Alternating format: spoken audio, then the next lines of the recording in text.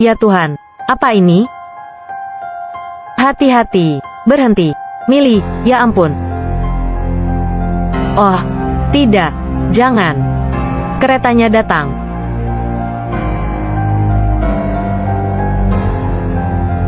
Apa yang sebenarnya terjadi? Millie adalah petugas kredit di sebuah bank. Suatu hari dia didatangi seorang wanita tua yang meminta Millie untuk membantunya memperpanjang jangka waktu pelunasan KPR. Dia meminta beberapa hari lagi. Jika tidak, nanti saat rumahnya diambil alih oleh bank, dia tidak punya tempat tinggal lagi. Karena merasa kasihan, Millie akhirnya membantu. Tapi saat melihat informasi, dia malah menemukan bahwa bank sudah memberikan 2 kali perpanjangan waktu. Dan sekarang, bank sedang berada dalam masa kompetisi. Posisi wakil manajer dipertaruhkan. Dia tak ingin dikelabui, sebab akan sangat berbahaya. Jadi Millie langsung menolak permintaan wanita itu dengan tegas. Tapi wanita tersebut tidak menyerah. Dia rela berlutut di hadapan orang-orang dan memohon. Millie tak tahan. Dia mendekati untuk memapahnya. Tolonglah aku. Lepaskan.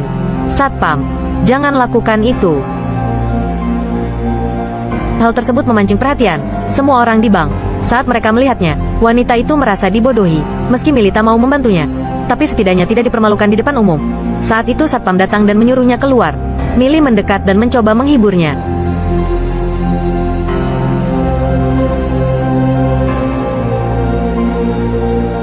Untungnya, Satpam bisa menghentikan wanita tua itu dan mengantarnya keluar. Malamnya saat pulang kerja, Millie melihat kain sutra yang melayang di luar mobil. Sangat aneh.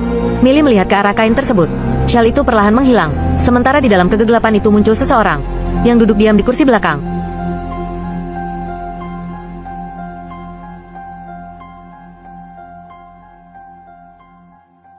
Kamu sudah mempermalukanku.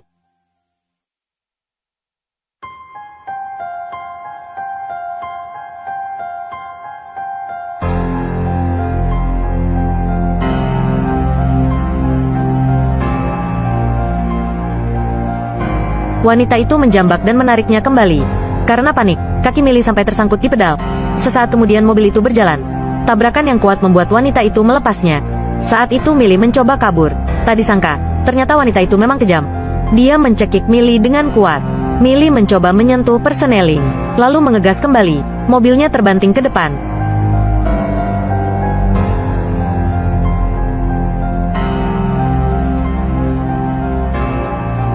Millie tak tahan lagi. Dia menendangnya keluar dari mobil, lalu menutup pintunya. Wanita itu terus memukul kaca, sebab ingin kembali melawan Millie. Sementara Millie merasa dirinya sudah berhasil melepaskan diri. Wanita itu tak punya pilihan.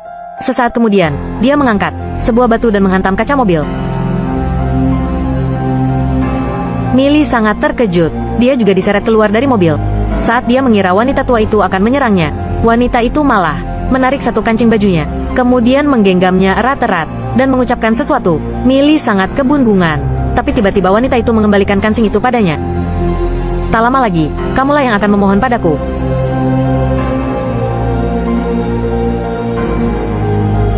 Coba perhatikan, ini adalah seekor lalat yang sangat menjengkelkan. Kemudian keluar lagi dari lubang hidung kiri. Walau sudah diusir, dia tetap tidak pergi. Bahkan sampai masuk ke dalam mulut Millie. Sesaat kemudian, Millie merasa mual, tapi tetap tak bisa mengeluarkan lalat tersebut walaupun sudah berusaha untuk batuk. Ini jelas bukan batul biasa. Saat kembali berbaring,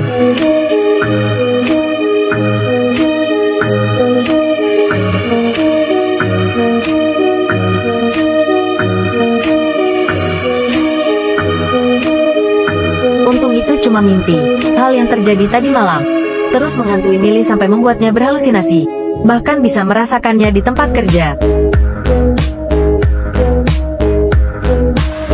Singkirkan kukumu itu dari mejaku. Rekan kerjanya sampai ketakutan. Kenapa bisa ada orang seperti itu di kantor mereka? Tapi tiba-tiba Millie mulai mimisan. Manajer ingin memberikan tisu padanya. Astaga. Apa kena ke mulutku juga? Millie sadar, ada sesuatu yang salah dengan dirinya. Dan pasti ulah si penyihir tua itu. Dia akhirnya mengunjungi rumah wanita tersebut, dan berniat untuk minta maaf, dan memohon agar dilepaskan. Tak disangka, ternyata dia terlambat. Rumahnya sudah dipenuhi sanak saudara yang berkunjung. Ternyata si penyihir sudah meninggal.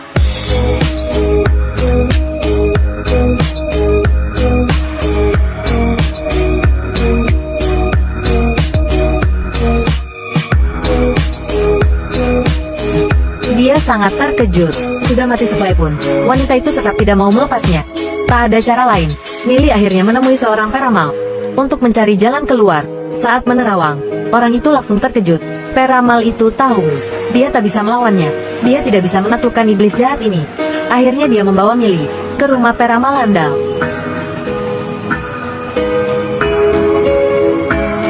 Bawahannya membawa masuk seekor kambing.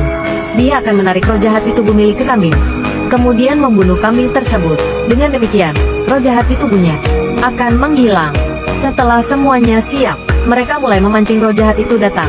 Mereka berpegangan tangan, juga menyakitkan lagi.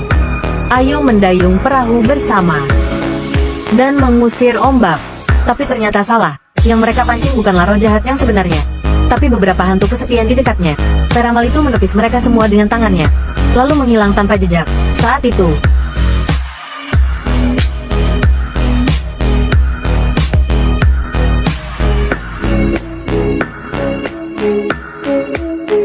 kamu milikku.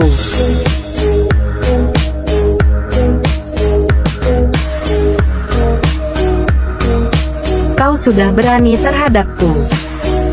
Ayo cepat.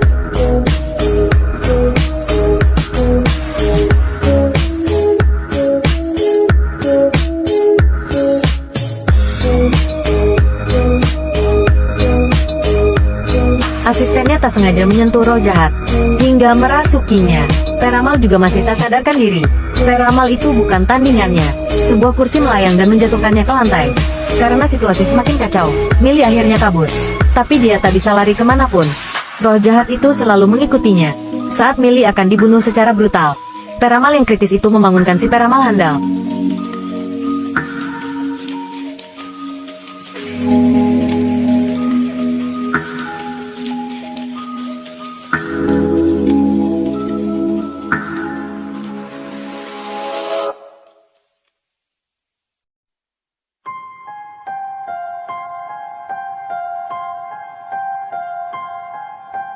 Peramal itu sudah berusaha keras, hingga akhirnya berhasil mengusir roh jahat, dan menyelamatkan asistennya. Tapi dia sendiri sudah sangat kelelahan, hingga akhirnya meninggal. Millie benar-benar merasa, dia sudah menyingkirkan roh jahat itu dan memutuskan ikatannya. Tapi si peramal memberitahunya, roh itu bisa datang kembali mencarinya, kecuali dia bisa memberikan kancing baju itu pada orang lain. Maka kutukannya akan benar-benar menghilang. Di perjalanan pulang, Millie terus memegangi amplop berisi kancing itu. Dia tak tahu harus apa. Tiba-tiba,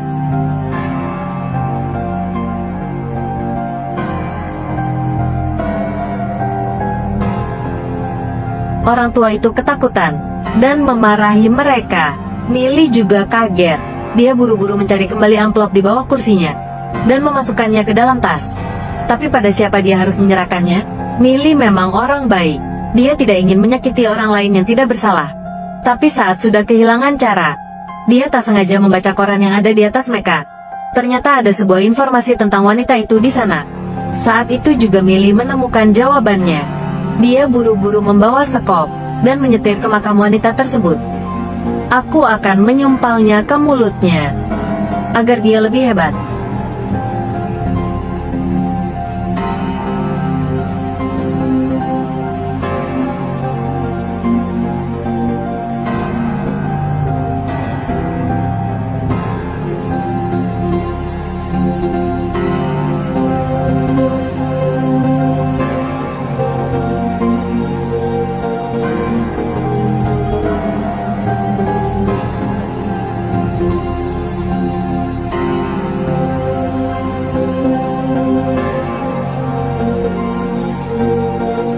Penyihir tua ini benar-benar tak mau melepas Millie walau dia sudah mati. Millie tak tahan lagi. Dia mendatangi kuburan, lalu menggalinya, kemudian membuka peti matinya. Ambil ini, ku kembalikan padamu. Millie menyematkan amplop itu pada tangannya. Tapi jari wanita itu tak bisa dibuka sama sekali. Karena panik, Millie terus berusaha untuk menariknya ke atas. Millie terkejut dan langsung mencorongnya menjauh. Tak disangka, wanita tua itu berhasil menarik rambutnya. Kenapa bisa ada orang seperti ini, yang sangat jago menjambak rambut? Karena kesal, Millie langsung menancapkan sekop ke mulutnya, lalu mencungkil giginya. Aku Millie. Ambil kancing baju terkutuk ini sebagai hadiah untukmu, wanita tua. Dasar monster tua keparat. Hujan semakin deras. Setelah merasa semua sudah beres, Millie ingin naik kembali ke atas. Tapi air hujan terus menghalanginya. Karena tanah terus longsor, dia jatuh kembali ke dalam lubang. Saat itu wanita tersebut keluar kembali dari dalam air.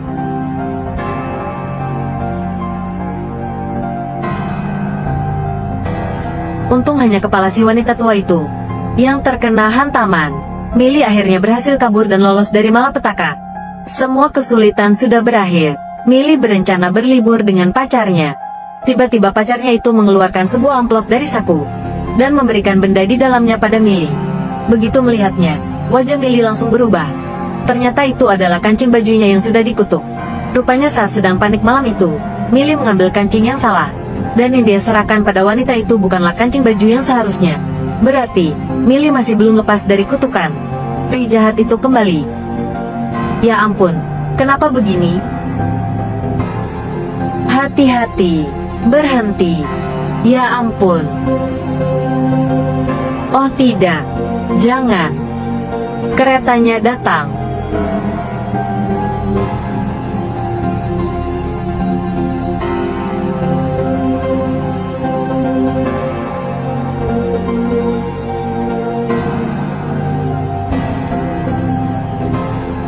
Tolong aku.